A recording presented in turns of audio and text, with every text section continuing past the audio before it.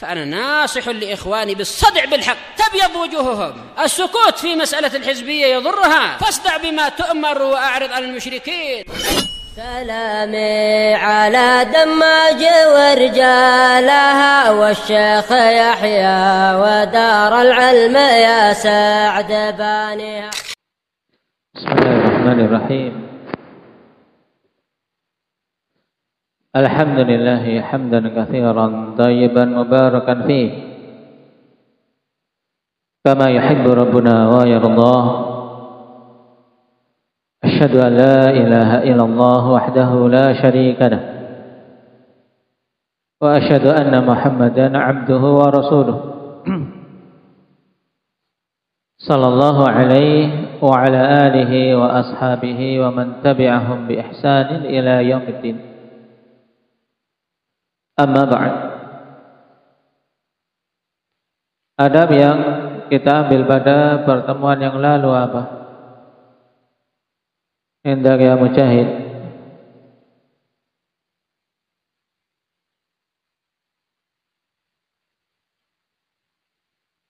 Berkaitan dengan tameng bagi penuntut ilmu, yaitu apa?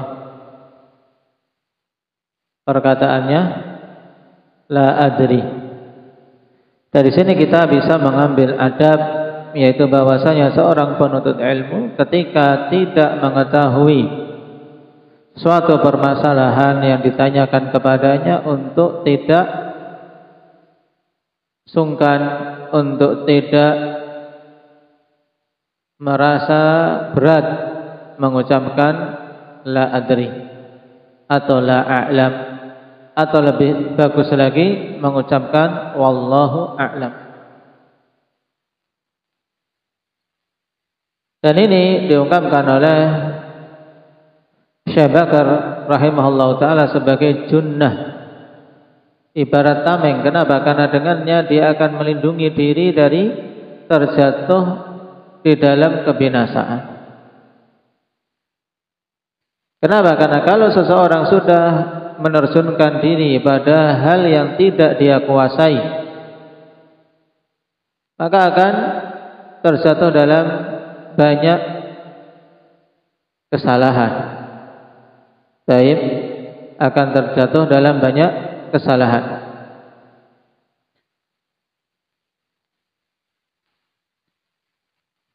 Kemudian juga lawan dari hal ini apa yang diungkapkan kemarin oleh Syekh Bakar Indak Abdurrahman. Nah, perkataan yuqalu atau adunnu atau za'amtu, tayyib, yang diungkapkan sebagai apa ini? Perkataan yuqal, tayyib, nisful jahli. Sebagaimana nisful ilmi adalah perkataan la adri, maka sebaliknya nisful jahli adalah yuqalu wa adunnu. Dan telah datang riwayat yang marfu' dari Abdullah bin Mas'ud atau dari Hudzaifah bin Yaman, disebutkan oleh An-Nawawi dalam Al-Adhkar. Beliau mensahihkannya. Dan juga datang dalam Sunan Abi Dawud dari Abu Qilabah Abdullah bin Zaid, yang disahihkan oleh Syekh Albani rahimahullah ta'ala. Nabi sallallahu alaihi wasallam mengatakan bi'sa matiyatur rajuli za'amu. Bi'sa matiyatur rajul za'amu. Seburuk-buruk tunggangan seseorang adalah za'amu. Maksudnya apa? Nabi sallallahu alaihi wasallam mengungkapkan ini sebagai bentuk celaan, sejelek-jelek ini bi'sa, zam. Nah, yang membangun pendapat, yang membangun hukum, yang membangun sikap, ya, dengan sekedar apa? Za'amu. Persangkaan mereka, menurut mereka, tanpa ada tasabbut, untuk betul-betul meneliti, menelaah betul atau tidak. Nah, hadis ini ikhwan celaan untuk seseorang yang terburu-buru menjadikan tunggangannya sekedar za'amu, sebagaimana pula yang disebutkan oleh Syekh Bakar, yaitu zannu, persangkaan-persangkaan belaka. Karena diibaratkan sebagai matiyah, sebagai tunggangan yang akan mengantarkan seseorang pada suatu hal. Nah, kalau tunggangannya adalah za'amu atau zon atau juga sekadar qila wa qal, ya sampainya akan pada perkara yang lemah, perkara yang mungkin menjadi sebab dia celaka. Baik. Ini hadis singkat, bi'sa matiyatur rajuli za'amu. Diriwayatkan dari beberapa sahabat, di antaranya Ibnu Mas'ud atau Hudzaifah bin Yaman. Kemudian dari Abu Kilabah Abdullah bin Zaid.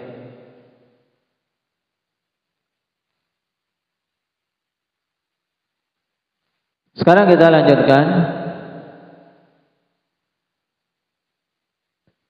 Qala Syekh Bakar Abu Zaid rahimahullahu taala, al-amrul khamis wa thalathun al-muhafadhatu ala ra'si malik sa'ati umrik.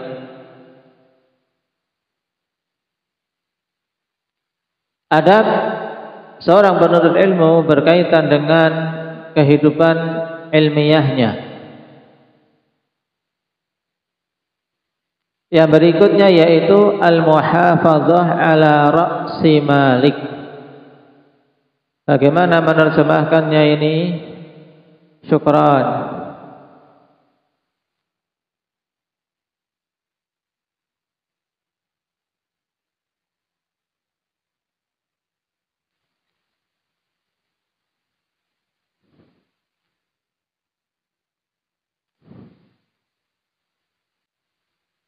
Baik.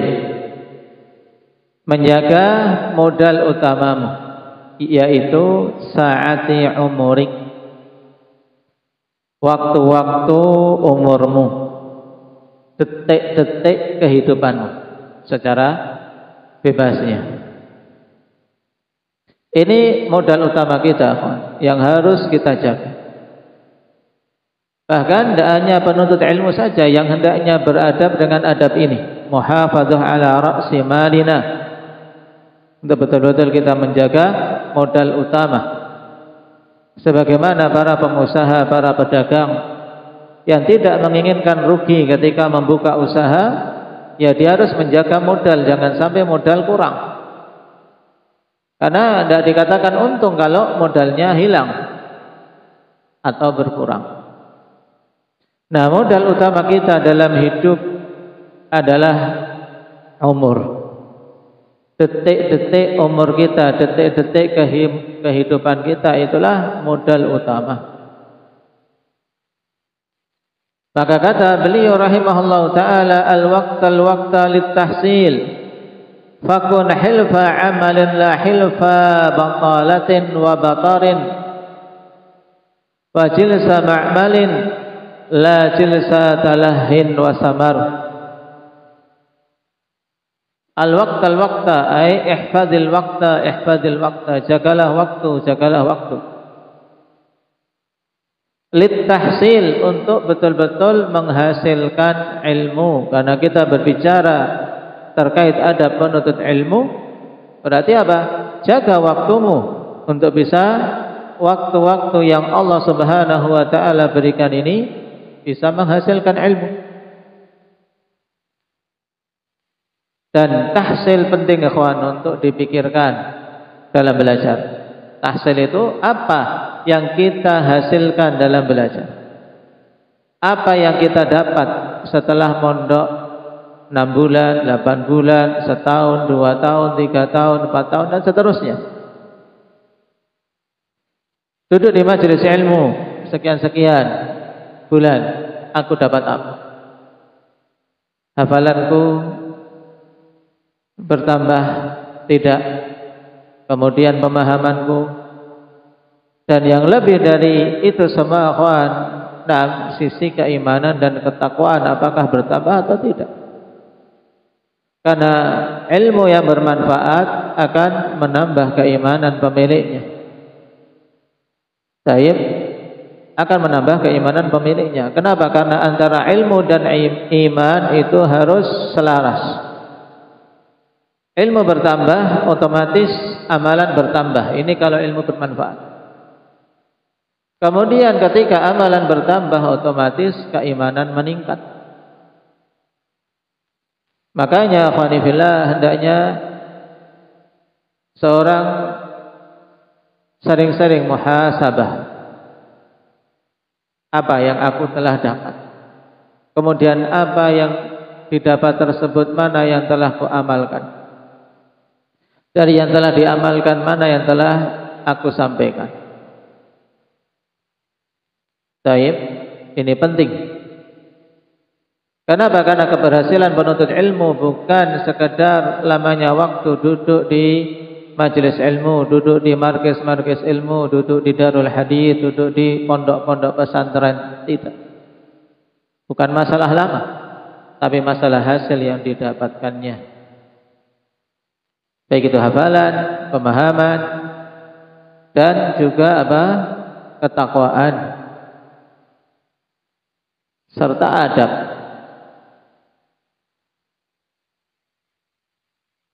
Karena penuntut ilmu jangan sampai label ini hanya ketika berada di masjid, berada di pondok, berada di madrasah-madrasah, dia labelnya penuntut ilmu.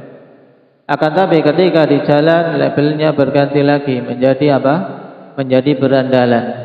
Ketika di rumah, ganti label lagi menjadi pemalas, dan seterusnya. Tidak, sekali menuntut ilmu akhwan sampai mati kita harus apa? Sebagai penuntut ilmu. Kalau orang mengatakan NKRI harga mati, kita jadi penuntut ilmu harga mati harusnya.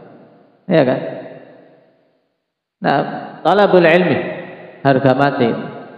Seandainya mati kita di atas jalan ini, maka sungguh itu merupakan karamah. Seorang mati di atas jalan menuntut ilmu, ikhwani fillah, merupakan karamah. Karena dia mati fi sabilillah, mati di jalan Allah Subhanahu wa taala. Mati di atas jalan yang bisa mengantarkannya menuju surga Allah Subhanahu wa taala. Makanya para salaf dahulu, mereka ketika betul-betul memahami hal ini, mengatakan ketika ditanya ila mata tatlubul ilm, beliau mengatakan apa? Minal mahbarah ilal maqbarah.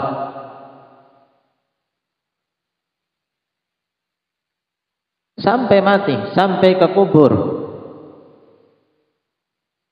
Nah, ini yang harus terpatri pada diri kita. Fakun hilfa amalin la hilfa batalatin. Dan jadilah engkau seorang yang betul-betul akhwanifillah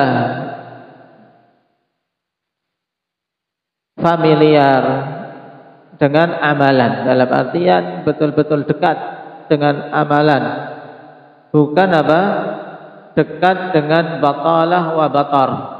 Batalah ungkapan, yaitu perbuatan-perbuatan kekurang ajaran, perbuatan kurang ajar, perbuatan-perbuatan buruk.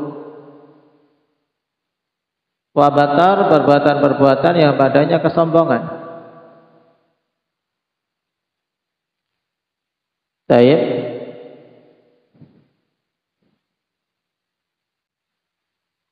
Naam, wa hilsa ma'malin la hilsa talahin wa samar. Hils, ada titiknya. Baik. Al-hils wal halas. Kullu syai'in waliya dhahral ba'ir wa dabbah tahta ar-rahl.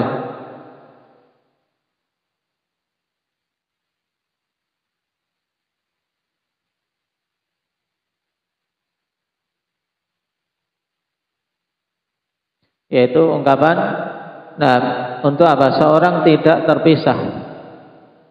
Kalau di kamus apa mereka artikan? Gemar, senang, baik. Untuk tidak terpisah dari hal tersebut. Itu maknanya asal hils, yaitu tadi. Sesuatu yang di dekat bagian punggung unta, yang biasa di atasnya ditempatkan rahel, pelana.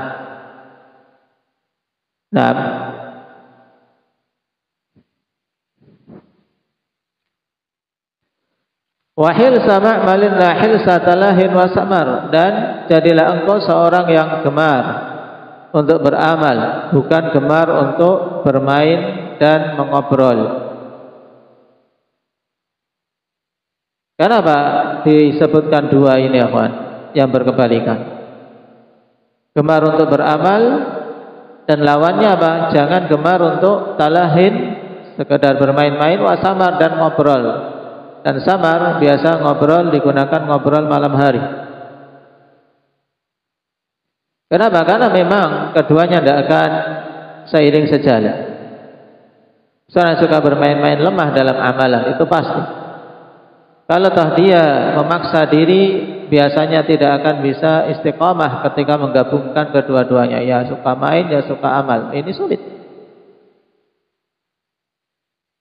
Baik.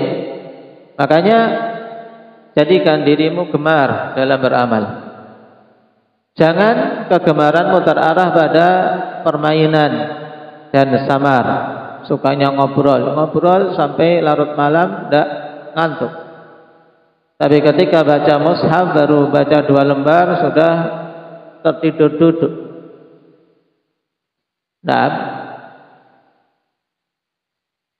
Ini tidak bisa kita untuk mengatur hati, ya kawan. Kita bisanya berusaha, hati Allah Subhanahu wa taala yang mengarahkannya. Maka kalau kita tidak membiasakan dengan beramal, kita memaksa sehari 2 hari mungkin bisa, tapi setelah itu akan kembali. Kalau memang sudah terbiasa dengan apa?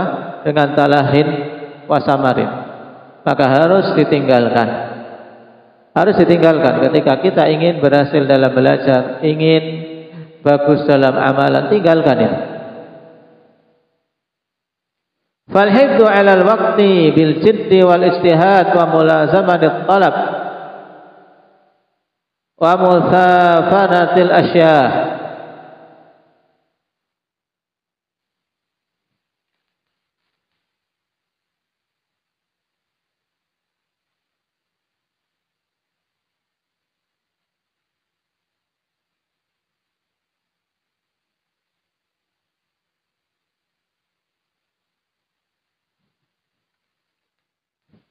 Di sini masdar yang diinginkan amr.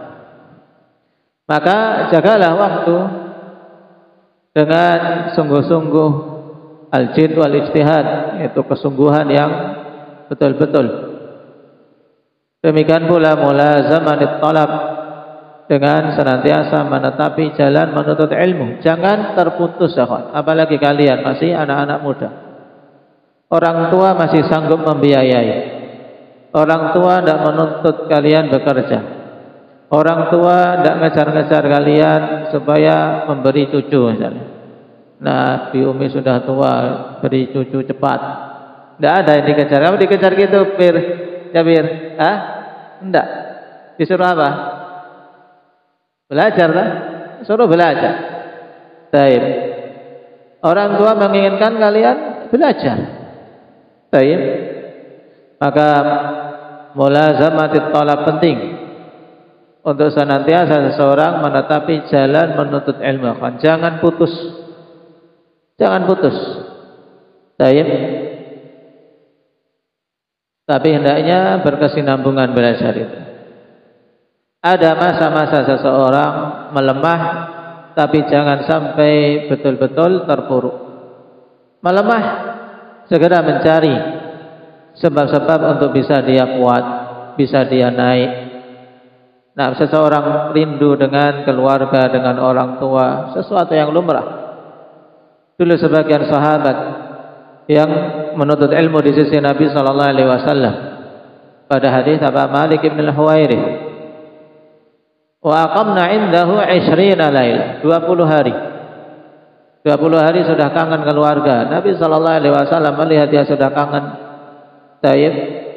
Kemudian disarankan untuk kembali.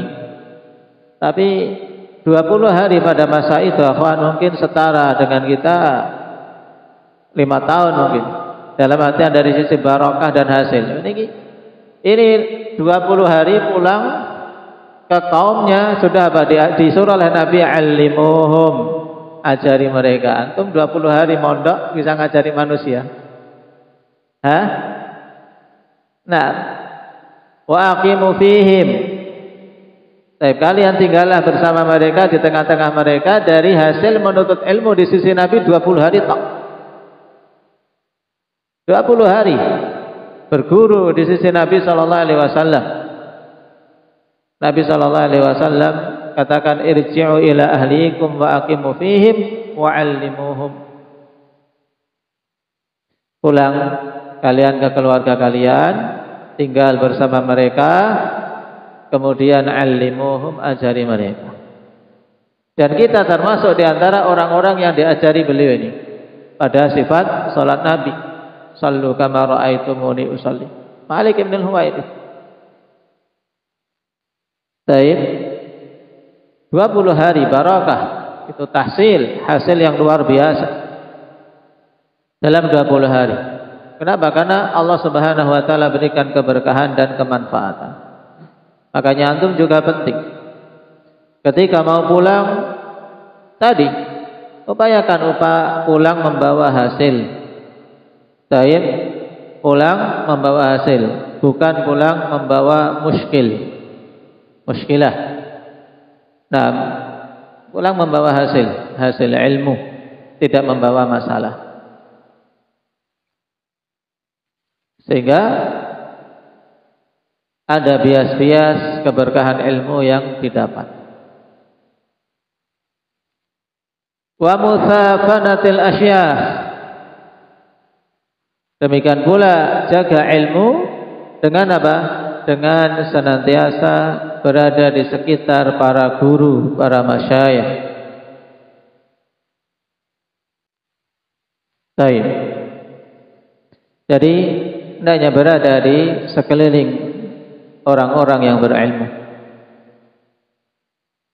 Para masyayikh, para ulama, para dai ilallah, para guru yang mengajari kita untuk semakin bertambah ilmu din.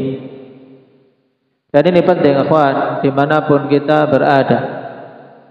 Ketika kita telah kembali ke tempat-tempat kita atau telah berkeluarga, hendaknya jangan jauh dari marakis ilmu. Karena kita kalau sendirian di suatu tempat, di suatu kampung, kita sendirian terlalu berat. Terlalu berat. Berat untuk bisa istiqamah. Taib, berat. Nah, menghadapi mujtama', menghadapi masyarakat yang banyak sekali padanya kebid'ahan, padanya kemaksiatan, padanya kemungkaran. Kalau kita tidak dekat dengan majelis ilmu, maka terus-menerus akan luntur. Satu contoh saja, Pak, yang menunjukkan semakin luntur, yaitu apa? Ketika tidak di dekat majelis ilmu, kita sholat di masjid-masjid awam. Seseorang sholat di masjid-masjid awam, masjid-masjid yang di situ ada kebid'ahan. Masuk masjid habis azan, atau dia ingin berangkat awal azan. Setelah azan ada senandung nyanyi-nyanyian. Mau sholat sunnah juga terganggu, mau mengingkari tidak berani. Berarti milihnya apa? Wais. Dia memilih langkah cuma apa? Langkah ad'aful iman, ya tidak? Langkah pilihan keimanan yang paling lemah. Dia tahu itu mungkar. Tahu mungkar, man ra'a minkum mungkaran falyughayyirhu bi yadihi, fa in lam yastati' fa bi lisanihi, fa in lam yastati' fa bi qalbihi, fa dzalika adhaful iman. Kita melihat kemungkaran di masjid-masjid, tidak mampu kita mengingkarinya, sedih. Dulu sebagian salaf, mereka lebih mending melihat masjid terbakar daripada melihat kebid'ahan di suatu masjid tapi dia tidak mampu mengingkarinya. Dan seorang yang notabene dia sudah mengenal sunnah, sudah bermanhaj salaf, kemudian sendirian, tidak bisa mendapati masjid sunnah. Di antara hal yang harus sering dia beristighfar, banyak memohon pada Allah kekuatan ini. Kenapa? Karena dia akan banyak melihat kemungkaran tanpa mampu mengingkarinya, dan itu di masjid. Kemungkaran bid'ah dalam penunaian ibadah, mulai dari azan, kemudian setelah azan, kemudian di dalam salat, kemudian setelah salat, berapa banyak kebid'ahan yang akan dia lihat setiap hari, dan itu dia tidak mampu untuk menggerakkan bibirnya mengingkari. Lemah atau tidak? Lemah keimanan. Maka yang seperti ini kemudian mengaku sebagai sabitun, aku kokoh, itu lembek, ini kokoh. Nah, ini pret, gini. Saya orang pret kayak gitu. Dia melihat kemungkaran setiap hari sholat di masjid-masjid seperti itu, kemudian mengaku yang paling kokoh. Nah, padahal melihat kemungkaran langsung. Tapi kalau di internet seakan-akan sebagai asadus sunnah. Yang dibutuhkan dari kita kejujuran, ya Pak. Maka kepada ma'syara salafiyin ahli sunnati wal jamaah, sebisa mungkin mendekat ke majelis ilmu, mendekat ke masjid ilmu, majelis ilmu, mendekat ke masjid-masjid sunnah. Karena kita berat kalau sendirian, berat dalam penunaian salat jamaah saja berat. Dan di antara nikmat kalau kita bisa memikirkan, bisa memahami, sungguh sekedar kita bisa salat fardu di masjid sunnah setiap harinya, ini sudah nikmat yang sangat besar. Di situ kita tidak melihat kebid'ahan yang yakin banyak dari kita tidak mampu untuk mengingkarinya, kebid'ahan di masjid-masjid yang seseorang salat di dalamnya dari masjid-masjid awam. Nah, maka banyak-banyak kita bersyukur pada Allah Subhanahu wa taala atas keberadaan masjid-masjid sunnah dan keberadaan markis-markis sunnah. Juga kita bersyukur pada Allah atas kemudahan untuk bisa berada di atas jalan menuntut ilmu ini. Baik, barakallahu fikum, mungkin itu dulu. Nasallallahu at-taufiq lima yuhibbuhu wa yarda, walhamdulillahi rabbil alamin.